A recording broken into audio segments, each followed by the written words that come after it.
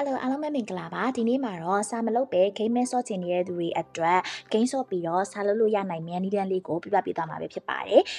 ဆိုတော့ဘာနဲ့လုပ်မှာလဲဆိုတော့ Gemini Canvas နဲ့ပါ Gemini Canvas မှာအရင်ဆုံးဒီကိုယ့်ရဲ့ဒီစာ file လေးတွေကို upload လုပ်ပေးရမယ်ပေါ့နော်ဆိုတော့အရင်ဆုံး upload file နဲ့တွားလိုက်ပါတွားပြီးသွားလို့ရှိရင်တော့ကိုယ့်ရဲ့ PDF file လေးကို upload လုပ်လိုက်ပါဒီမှာစမ်းပြထားတဲ့ PDF ကတော့ Fundamentals of Digital Marketing ဆိုတဲ့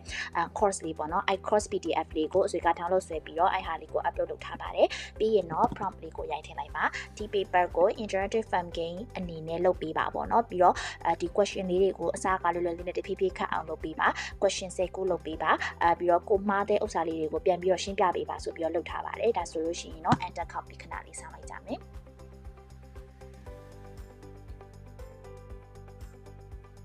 အဲ့ဆိုရင်တော့သူကဒီမှာ coding လေးတွေရေးပြီးတော့ဒီ game လေးကိုစပြီးတော့လုပ်ပေးနေပါပြီ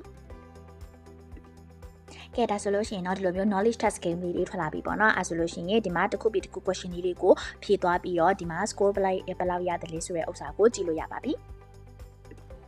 ဒါဆိုရင်တော့အစမ်းကစားကြည့်အောင်နော်Okay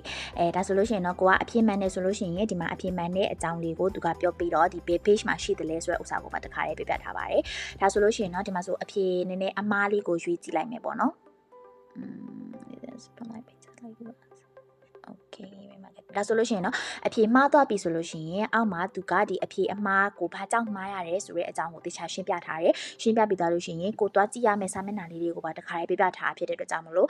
ကိုရဲ့ learning journey မှာအများကြီးအထောက်အကူပြုမှာပဲဖြစ်ပါတယ်ဒါဆိုလို့ရှိရင်တော့ game လေးတွေကစားပြီးပျော်ပပစားလုပ်နိုင်ပါပြီရှင် TechMart မှာ ChatGPT, CapCut, Gemini, Canva, Zoom ပဲ digital product ကိုပဲဝယ် TMS ဆွဲ code လေးကိုသုံးပြီးတော့5 to 10% အထိ discount တွေရယူနိုင်တာမို့လို့ code လေးကိုသုံးပြီးဖို့မမေ့နဲ့နော်